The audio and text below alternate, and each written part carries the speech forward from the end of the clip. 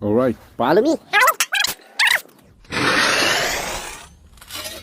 Guys, you want to know how to? I can share it.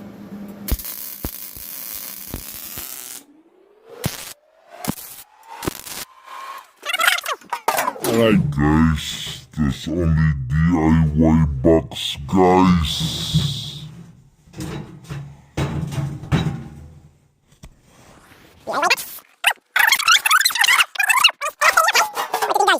Learn how to watch the timeline. Okay? We have the fuse. Okay, guys. Don't forget to teach you how to use fuse, guys. Alright, just turn it on. Let's see. That's all the speed you need, guys. There's a little adjustment right there, but it's pretty much amazing, guys. Alright. That's how it is spin. Spin like a pro. Lower the volume. I'm using this upgraded $15 speed controller. It's really amazing, guys. The only thing to find out, try it. Alright.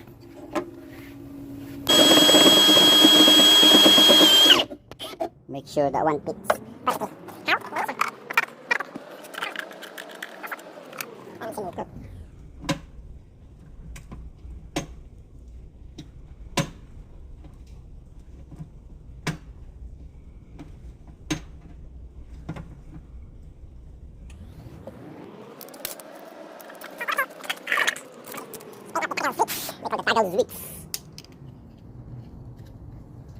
Okay.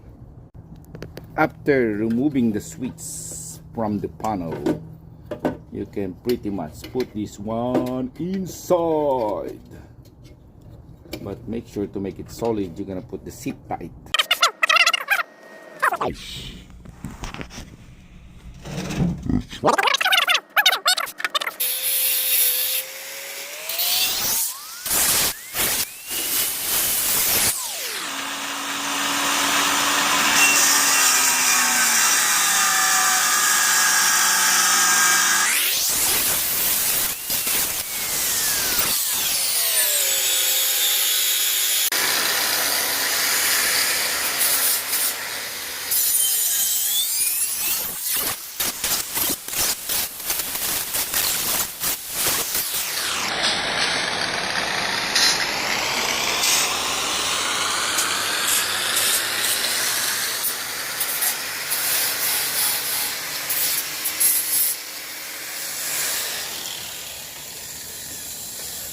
Alright, what's the purpose of this one, guys? That's what.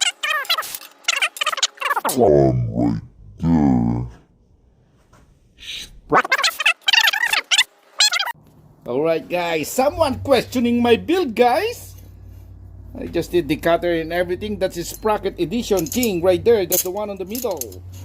And then that's the where the speed rod sit. That's where they spin. And then that's the motor setup right there. That's the sprocket. Let me know. Let me know if you want to know more. The timeline is on my YouTube channel. So you get the right info, guys. Who built this one? 3-speed rod edition. Huh? Who? And then that's the one, speed one number 2, 1, 2, and 3. And then that's the one we're gonna align right there, guys. That's where the sprocket sit right there. And then the motor on the bottom. I gave you some update, guys. I cut a small piece and then I divide it by 2. And then I make this angle right here. And then that's the one gonna make like tensioner.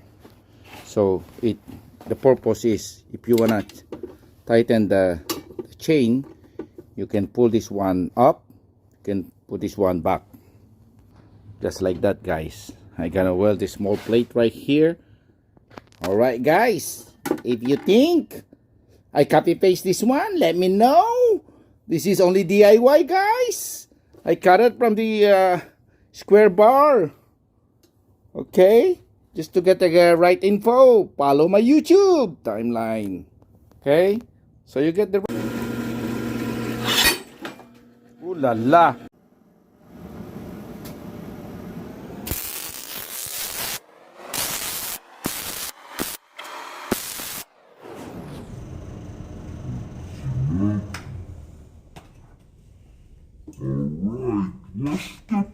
Push this one.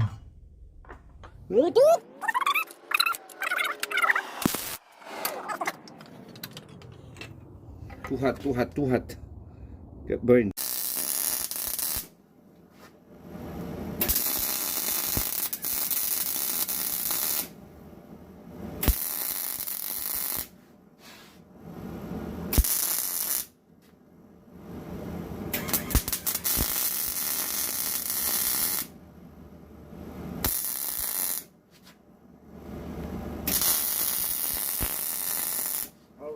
Dude, a simple DIY, dude. Only the purpose of That one, dude. Nothing special, dude. Everyone can do it, dude.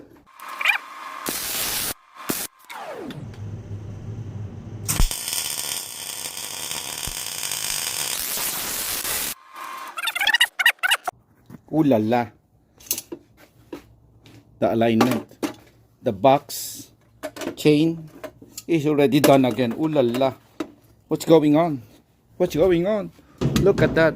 So perfect distance with the tensioner. Box ready to do the alignment. Ooh la la. Right there, we're gonna mount right there. Right there. Straight to the sprocket. It's getting there, guys. That's the sprocket, guys. We're gonna. Ooh la la. What's going on, guys? What's going on? Just added this chain, guys. It's already aligned. Look at that. Ooh la la.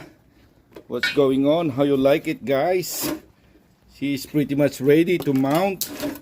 The motor's right there. Ooh la la. What's going on? What's going on? Just an update, guys. She's ready to go. Put some handle. Alright, let's see what we can do. Do the do. Mountain do. Let's see the alignment. Alright.